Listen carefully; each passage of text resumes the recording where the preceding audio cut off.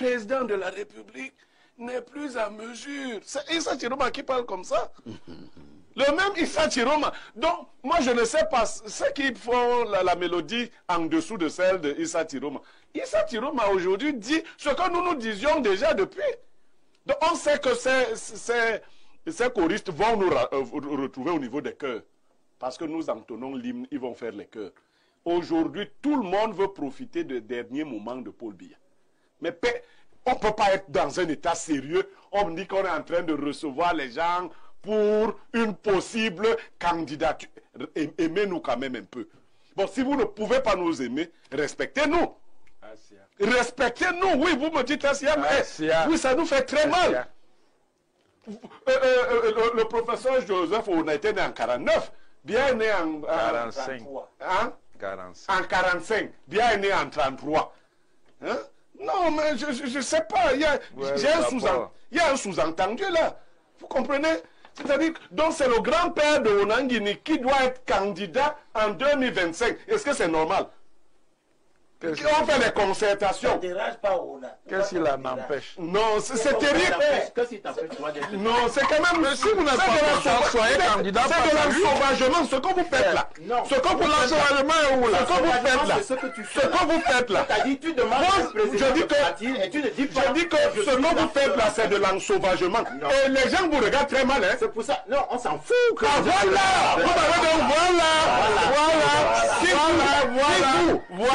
Si les gens comprennent, non, c'est bon, on a compris. Si vous avez non. Maintenant, on a compris. On a compris. Si vous êtes incapable d'être candidat, vous en foutez. Vous en foutez. Si vous êtes incapable puisque vous êtes fort, vous en foutez. Ce n'est pas la force. C'est quoi? On s'en fout. Vous regardez mal parce que vous êtes incapable d'être candidat. Vous vous en foutez pourquoi? Très bien. Merci.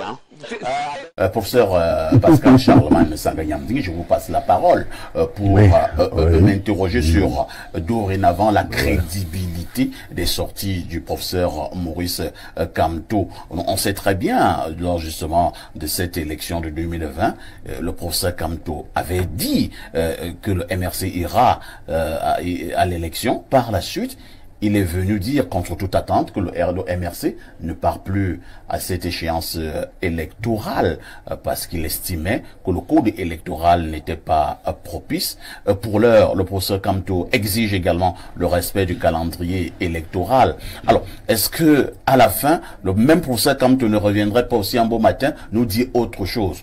Pour un homme politique, est-ce que ça ne crée pas un problème de crédibilité?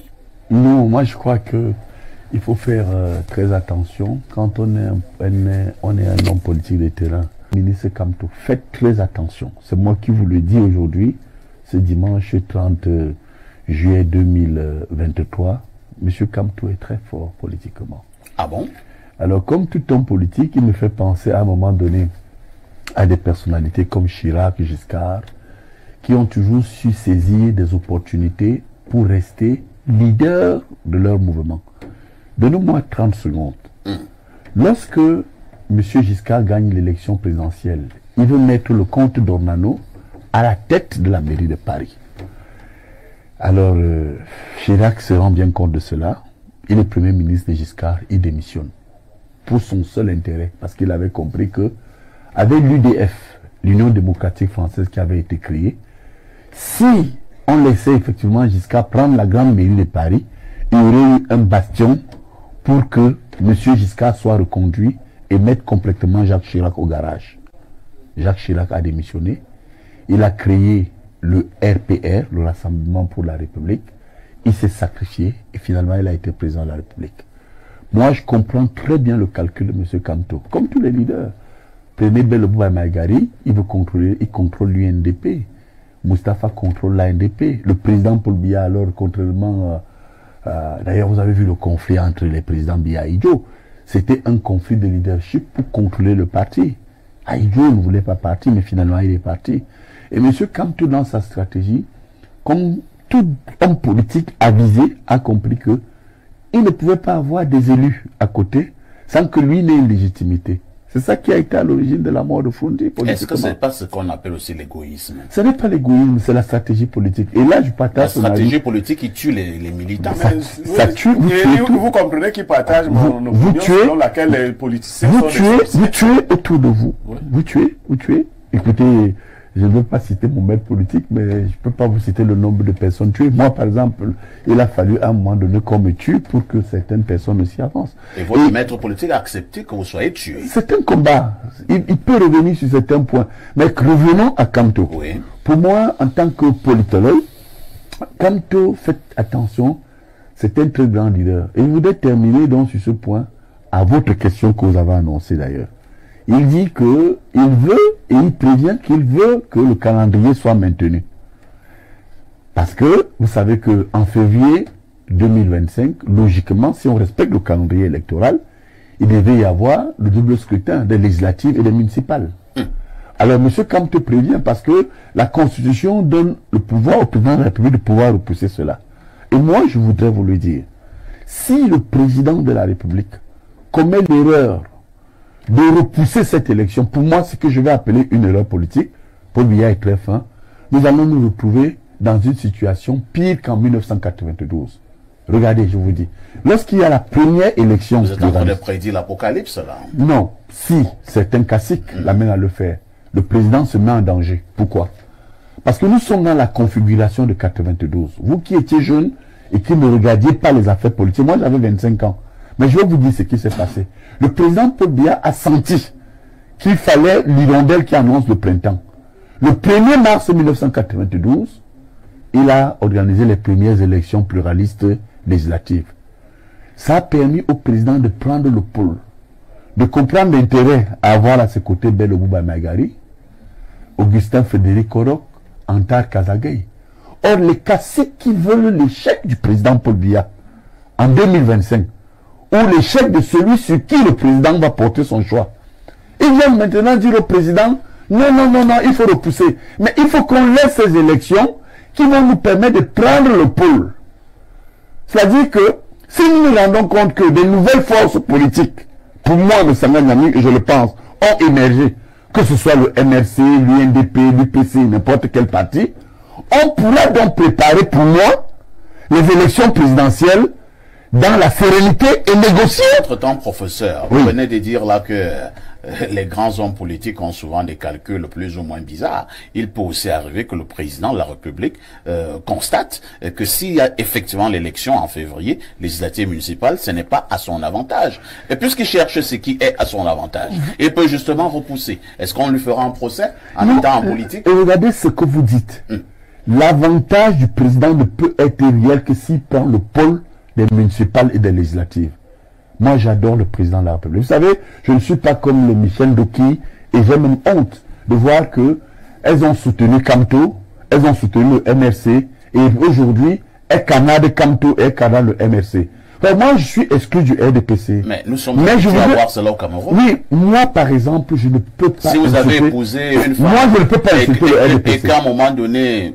il y a un désaccord, vous pouvez divorcer. Prenez mon cas, j'ai été chassé du RDPC, mais j'adore le RDPC. Vous adorez le RDPC en fustigeant les dirigeants du RDPC? Le président de la République et non le RDPC. C'est que vous ne comprenez pas. J'ai une maturité politique. Dites-vous quelque chose, monsieur Haïssi. Mais vous passez le temps à exposer les dirigeants du RDPC jamais, sur les plateaux. Est-ce que cela signifie que vous adorez le RDPC? Alors là, ce que vous dites là, vous jouez le jeu de quelques caciques qui ont dit que je les fustige. Vous avez vu que moi, je suis dans une sensibilité qui est toujours dit que mettons en place les idées de rigueur et de modération. Je fustige sur les bandits en col blanc. L'expression bandit en col blanc est du président Paul Biya. Moi, j'adore ce que Paul Biya a amené au RDPC. Je ne peux jamais, comme je vois les Ndoki faire, je ne peux jamais insulter le RDPC. Mais vous insultez ces dirigeants. Les bandits! Les bandits! En insultant les dirigeants du RDPC. Votre consultant va vous aider à mieux me comprendre. Ça signifie que vous ne me respectez pas. Je n'ai jamais insulté le RDPC. Mais les bandits, oui. Quand le président Paul Biya dit les bandits en col blanc, je dis oui, il y a les bandits en col blanc. Vous comprenez? Et l'image qu'on a voulu donner de moi, on dit qu'il insulte. Je n'ai cité moi un seul membre du gouvernement ou un militant que, tout ce que je veux, qui m'oblige à le dire. Moi, j'adore les idéaux du RPC. Vous ne pouvez pas comme font les Ndoki. Quand j'écoute les Ndoki, les Ngepi, j'ai honte. Mais vous avez un problème contre Maître Ndoki? Non, c'est-à-dire que je suis choqué de voir c'est une femme politique qui est libre de ses idées. Écoutez, ce que je veux dire, c'est que quand vous avez été dans un parti politique, lorsque vous avez été aussi soutenu un leader comme ils ont soutenu, donc qui est venu nous dire ici, moi m'a fustigé, que le MSC avait gagné? C'est l'immaturité. Est-ce que vous imaginez donc, un jour qu'elle n'a jamais dit cela, c'est M. Kamto qui l'avait dit. Ça, c'est son problème. Mais je constate quand même que Kanade Kamto, moi je ne peux pas condamner Paul Biya. Je constate qu'elle pousse maintenant sur les idées du MLC. Moi je vous dis, je n'y suis plus au RDPC. Mais j'adore les idées du RDPC. Mais contrairement aux autres, je continue à combattre. Quelqu'un peut vous chasser, vous continuez à l'adorer. Mais c'est normal, vous savez, je suis comme cet enfant qui a une famille politique, votre père peut vous foutre dehors, mais vous restez quand même son fils. Vous comprenez? Je ne suis pas, j'ai une maturité politique qui m'amène, je ne peux jamais insulter le RDPC. Mais vous insultez ses dirigeants. Est-ce que c'est moi? C'est moi qui ai envoyé certains en prison? C'est moi qui ai dit que les bandits en col blanc vont de gauche? Je suis dans une ligne politique. Très bien. Bon, alors je ramène donc, en terminant, pour vous dire donc, ramenez à votre préoccupation. Si M. Kamto se présente avec le MS aux élections législatives, il est clair qu'il aura au moins un député. Il est clair qu'il aura au moins un conseiller municipal. Et je crois que le calcul de certains, malheureusement aujourd'hui, est d'amener M. Kamto à ne pas se présenter ou à être candidat à l'élection présidentielle. Écoutez-moi bien, je suis là-dessus. Monsieur Parfait Haïti, c'est un des analystes les plus pointus qui vous parle de la scène politique. Si on renvoie cette élection, nous allons nous retrouver dans la configuration de l'Union pour le changement. Rappelons à ceux qui nous écoutent, ce n'est pas le SDF qui a gagné ou qui a tenté de faire face à Paul Biya en 2011. C'était l'Union pour le changement. Et il faut que les uns et les autres comprennent que, avec ou sans le MLC, quand on sera candidat, ça ne sert donc à rien de jouer à ce jeu. Et je pense que le ministre Kamto, que je ne soutiens pas, par contre, hein, je ne soutiens pas Kamto, il a quand même raison de prévenir et de dire que si nous devons aller aux élections, respecter le calendrier électoral. Merci beaucoup. Permettez-moi de dire quelque chose en 2 points. Alors, vous voyez, si vous observez bien, l'atmosphère est de plus en plus tendue actuellement. Et qu'est-ce qui tend l'atmosphère? C'est que le MRC a des moyens que même le parti au pouvoir n'a pas. Les moyens de la communication digitale. C'est-à-dire, il y a une autre république dans le digital. Vous comprenez? Et dans cette république-là, les uns et les autres ont peur ou attendent des privilèges. Il y a très peu de personnes qui peuvent dire de manière froide ce qu'elles pensent. Il y a quelques années, le professeur Wahebek le disait, il y avait une élection présidentielle au Cameroun, mais ce n'était pas la première. Il y a eu beaucoup d'autres. Tout à fait. Tout le monde était quasiment sûr, ou bien tout le monde savait quels étaient les partis habilités à présenter les candidats à l'élection présidentielle. L'UPC, comme il vient de le dire, a été sauvé par la nomination d'un sénateur. Ça veut dire que l'UPC, si elle n'avait pas un sénateur nommé, saurait qu'elle ne peut pas présenter de candidat. Non, mais l'UPC n'est pas le MRC. L'UPC n'a pas une armée digitale qui peut faire qu'on commence à débattre sur des questions sur lesquelles on ne devrait pas. Vous comprenez la différence? Les autres partis qui n'ont pas de représentants sont tranquilles. Quand on veut donc nous dire maintenant, là j'en viens, qu'il avait envoyé 2 amis à espionner le SDF, il a dit allez vous faire élire là-bas, on va attendre, comme il nous disait souvent, les NOA venaient ici, nous on sait que quand le MRC va présenter, qui vous a dit? Donc voilà, selon eux, leur plan, mais c'est simple. Un débat à la Cour constitutionnelle tournerait court. La Cour constitutionnelle ne devrait pas refuser que Kamto aille là-bas, que le MRC aille là-bas. La Cour constitutionnelle, il ne suffit pas que je me lève et que je dis je suis député RDPC. À supposer maintenant qu'un parti porte plainte au RDPC et dise que le RDPC, moi je suis enseignant de logique, qu'on porte plainte au RDPC et qu'on dise que le RDPC n'a pas de représentant. Vous pensez que quelle serait la ligne de défense du RDPC? On dit que non, le RDPC ne peut pas investir un candidat parce qu'il n'a pas de représentant. Tu peux faire l'hypothèse d'école. Supposons que tous les députés du RDPC démissionnent. Et qu'on porte plainte au RDPC, ils sont donc à la Cour constitutionnelle.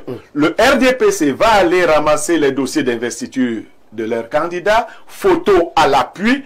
Le RDPC va présenter. Le RDPC va présenter les résultats des scrutins et dire que voici nos candidats à l'élection, voici les résultats des scrutins, et la Cour constitutionnelle va constater que le RDPC a bel et bien. Ça, c'est valable aussi pour le SDF et pour tout le monde. Alors, nous rentrons dans ce même cas d'école. Le MRC ira donc dire que nous avons désormais des députés.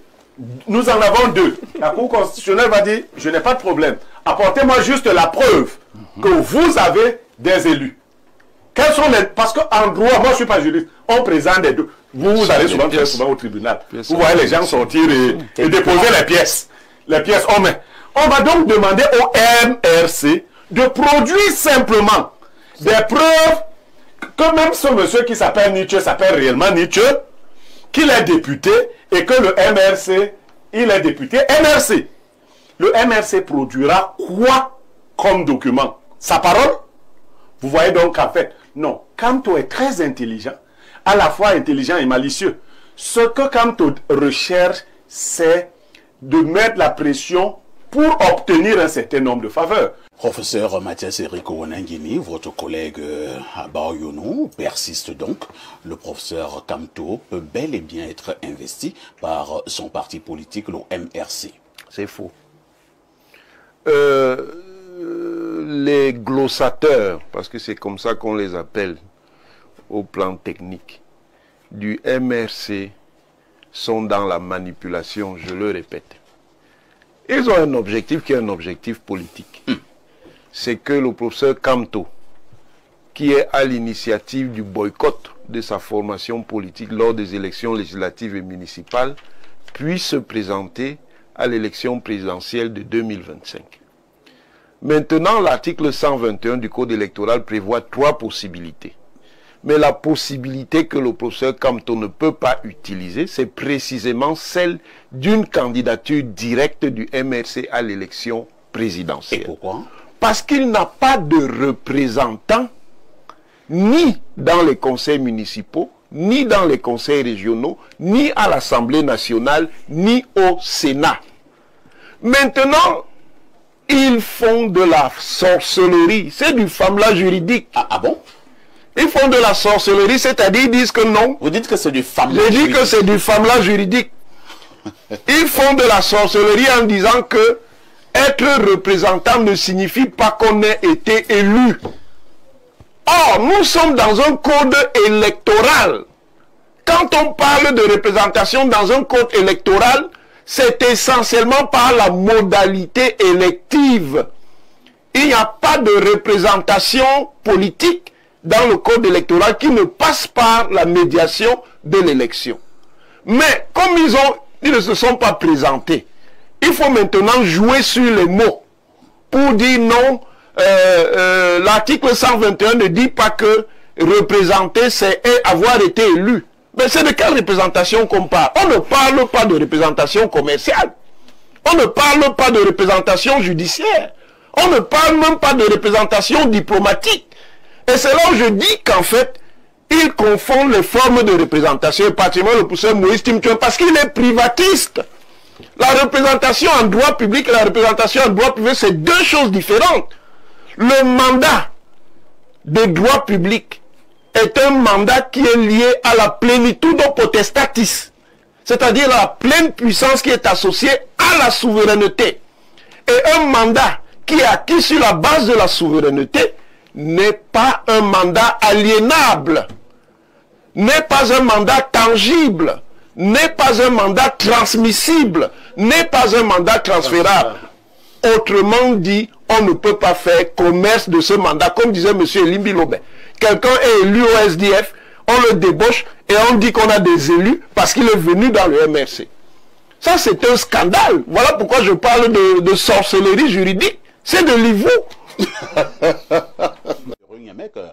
L'un de mes informateurs m'a fait comprendre que lorsque le ministre d'État SGPR a reçu la délégation de l'extrême nord, il y avait une absence de taille. J'ai failli dire de poids. Le ministre Ousmane Mey n'était pas de la partie.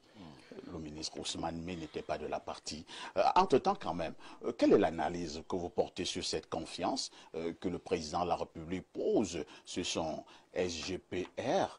Entre-temps, quand même, est-ce que le président de la République ne fait plus confiance à ses autres collaborateurs? Et là, je vois rapidement, puisque nous sommes en plein dans la politique, je vois le SG du comité central du RDPC, avec tous ces grands acteurs politiques que regorge le RDPC, le président fait plutôt confiance à un acteur de l'administration de la présidence de la République. Alors, vous voyez la gymnastique à laquelle vous-même vous êtes obligé de vous livrer entre le président de la République et le président du RDPC, et le palais de l'unité, la permanence du RDPC, les parlementaires RDPC qui ne sont pas conviés comme groupe parlementaire, mais qui sont conviés du point de vue communautaire. Parce qu'on vous a dit que le centre et le littoral vont passer mardi. C'est donc des réunions politiques. C'est régional. Non, c'est des, je dis bien communautaires. Par région. Le petit jeu auquel l'honorable Sumba Bengono, si vous l'appelez Bengono, c'est lui toujours. Vous savez, Onangini s'appelle Guinée. Son vrai nom, c'est Guinée. Mais en France, on n'accepte pas que le patronyme vienne en deuxième position. C'est pour cela qu'on avait mis le nom de son père Oona. Il est l'homonyme de son grand-père, il s'appelle Guinée. Et M. Esumba Bengono, son père s'appelait Bengono. Donc il s'appelle Bengono. Non. Au village. Esumba Bengono, le fils de Bengono. Non, Bengono qui est devant nous ici. Ce n'est pas la France. À qui on a voulu donner un... C'est ça, Non, il ne me perturbe. Moi, il ne peut pas me perturber. Je vais montrer que la technique, c'est en fait la même intelligence qu'il a à faire l'amalgame. Il le fait volontairement. Et Sumba Bengono est un monsieur très intelligent que le RDPC utilise pour nous jeter dans l'amalgame. Il a dit aux populations de retenir que ce qu'on veut faire là est faux. C'est ce qu'il dit qui est faux. Mais ce n'est pas faux en soi, c'est lui qui le rend faux. Alors, revenons. Vous avez vu que le secrétaire général a convoqué une réunion mardi. Tout à fait. Le secrétaire général du RDPC. La vérité, c'est qu'on est allé dire au président Paul Biya que Jean-Claude était en train de lui arracher le RDPC. Ah bon? Oui. C'est pour cela qu'il a créé un deuxième RDPC au palais. Et Jean Kuete aussi dit donc, en attendant, comme je sais que tu es bien fatigué, le même jour, observez, Jean Kuete, le même mardi, il convoque le Fundi, le centre à la permanence. Il faut que je vous éclaire. Non, vous allez éclairer après Sumba Bengono. Donc, le même jour, Jean Kuete convoque les mêmes parlementaires. En fait, c'est ça que le docteur Eboutou appelait le Titanic. Le bateau RDPC a pris de l'eau depuis. Vous demandez pourquoi. Le SGPR, moi je le trouve malheureux. C'est pas lui qui usurpe. Mais le père va s'appuyer sur qui? Le père ne peut que s'appuyer sur celui qui est tout proche là. Il va, qui est lui-même dans la même situation que Biya, il n'est pas très loin de là. Mais quand même, le SGPR est encore relativement jeune et il est à côté, il est à la maison. En fait, ils essayent. Ce n'est pas un rassemblement une convocation d'une institution par une autre institution. Si. Non, c'est une convocation politique bien ciblée. Et je vous fais même lire, parce que le texte dit que le président instruit le SGPR toute autre affaire cessante. Dans le langage administratif, c'est qu'on lui dit de tout arrêter pour... C'est écrit, c'est écrit. Vous voulez que je vous lise le texte? Je vous le lis donc. Dans le cadre de l'intensification des activités préparatoires à l'élection présidentielle de 2025, le président de la République, son Excellence Paul Biya, instruit le ministre d'État, secrétaire général de la présidence, M. Ferdinand Gongo, de conduire toute affaire cessante à compter de ce jour. Vous demandez là où je l'ai lu, donc vous pouvez vous tromper. Non, Et là, vous êtes en train de vous tromper. Le texte est clair. De conduire jusqu'à compter de ce jour, mardi 1er juillet 2025, et ce, jusqu'au mardi 8 juillet 2025, des séances de travail avec des membres du gouvernement et les membres du Parlement, sénateurs, députés. Voilà. Donc, ce qui n'est pas écrit ici et qui est vrai, c'est que c'est les sénateurs et les députés RDPC. Bon. Donc, c'est une réunion politique organisée au mauvais endroit, dirigée par la personne qui n'y a pas droit et autorité. Mais, les uns l'ont dit avant moi, le président Biya ne nous demande plus notre avis sur quoi que ce soit. Il est tout puissant. Il peut même dire que ce n'est même pas le RGPR. Il décide même que c'est David Eboutou. C'est-à-dire que David Eboutou quitte ici. Demain, il part prendre ça, il continue. Et on va vous dire que le président, dans son pouvoir discrétionnaire, peut le faire. On a seulement fait une petite... En tant que chef institutionnel et politique. Donc, on a fait une petite gymnastique. Non. Il faut que les Camerounais retiennent que ceux qui viennent leur dire ce genre de choses, leur disent des mensonges qu'ils ont préfabriqués. Ça, c'est les préfabriqués d'Olembe qu'on vient vous poser là, qui ne donnent rien. Le chef de l'État ne peut pas confondre sa posture de chef de l'État avec sa posture de président de parti. La permanence du RDPC, c'est un parti qui n'a même pas pu se construire une permanence à Yaoundé. Mais ils ont quand même arraché un domaine ici, au niveau des ministères des Mines, là, quelque part, là, qui était là-bas. L'ancien ministère de l'eau. L'ancien ministère de l'eau. Donc, ce parti-là a une permanence. Et ce parti a encore un secrétaire général qui peut mener les activités avec les membres du RDPC. Aucun de ceux qui ont été convoqués là-bas n'a été convoqué en sa qualité de technocrate, mais en sa qualité de membre du RDPC. Merci Pierre Blériot. Pierre Blériot, Niemek, la longue absence, hein, ou alors les nombreuses absences du président de la République sont telles de nature, effectivement, à faire en sorte que certains qui lui faisaient confiance commencent à se poser des questions. Prenons justement le cas qui nous intéresse ce matin. Est-ce que ça ne pouvait pas être plus important et plus significatif si c'est le président de la République même qui prenait l'initiative de recevoir ces hommes politiques du RDPC? Ben, ça peut être le président lui-même qui les reçoit. Pour l'instant, ouais. Nous voyons le SGPR les recevoir. Et il n'y a aucun compte rendu de journaliste. Et je vous dis que ça peut donc être le président lui-même. C'est-à-dire quoi? Il les reçoit en esprit? Non. Monsieur Somba Bengo nous trouble pendant le débat. S'il vous plaît, c'est monsieur Niemek qui a la parole. Allons-y, Pierre Blériot. Parfait, ici, vous demandez si les gens ne peuvent pas perdre confiance. Parce qu'on ne voit presque plus le président de la République. Certains ici ont le privilège d'avoir été déjà parlementaires. Mais il n'y a pas de ministre sur ce plateau. Les ministres qui ont été choisis par Paul Biya vous disent, qui ont démissionné, vous disent qu'ils ne font plus confiance à Paul Biya. Eux, ils ont été des proches collaborateurs de Paul Biya, il n'y a pas voix plus autorisée. Issa Tiroma qui a chanté des refrains plus mélodieux que tout ce que nous entendons ici, vous dit aujourd'hui que le président de la République n'est plus à mesure. C'est Issa Tiroma qui parle comme ça. Le même Issa Tiroma. Donc, moi, je ne sais pas ceux qui font la mélodie en dessous de celle de Issa Tiroma. Issa Tiroma, aujourd'hui, dit ce que nous disions déjà depuis. Donc, on sait que ces choristes vont nous retrouver au niveau des chœurs. Parce que nous entonnons l'hymne, ils vont faire les chœurs. Aujourd'hui, tout le monde veut profiter des derniers moments de Paul Biya. Mais on ne peut pas être dans un état sérieux. On me dit qu'on est en train de recevoir les gens pour une possible candidature. Aimez-nous quand même un peu. Bon, si vous ne pouvez pas nous aimer, respectez-nous. Respectez-nous. Oui, vous me dites Assia, mais oui, ça nous fait très mal. Le professeur Joseph, on a été né en 49, bien né en 45. Hein? 45. En 45, bien né en 33. Hein? Non, mais je ne sais pas. Il y a un sous-entendu là. Vous comprenez? C'est-à-dire, donc c'est le grand-père de Onangini qui doit être candidat en 2025. Est-ce que c'est normal? On fait des concertations. Qu'est-ce qui l'en empêche? Non, c'est terrible. Non, c'est quand même... Mais si vous n'êtes pas soyez candidat, c'est de l'ensauvagement, ce que vous faites là. Non. Ce que vous l'ensauvagement est où là? Ce que vous faites là. C'est ce que tu fais. Ce que vous faites là. T'as dit, tu demandes au président de partir et tu ne dis pas. Je dis que ce que vous faites là, c'est de l'ensauvagement. Et les gens vous regardent très mal, hein. C'est pour ça. Non, on s'en fout. Ah voilà! Vous avez dit voilà! Si les gens comprennent, non, c'est bon, on a compris. Si vous, en mec, si non, non, non. Maintenant, on a compris. On a compris. Si vous êtes non, incapable c'est d'être que vous vous en candidat. foutez. Vous en Si foutez. vous êtes Puisque incapable vous êtes d'être fort, candidat. vous en foutez. Ce n'est pas la force. C'est quoi? On s'en fout que vous comptez sur regardez quoi? mal parce que vous êtes incapable d'être candidat. Vous vous en foutez pourquoi? Vous Très bien. comptez sur quoi?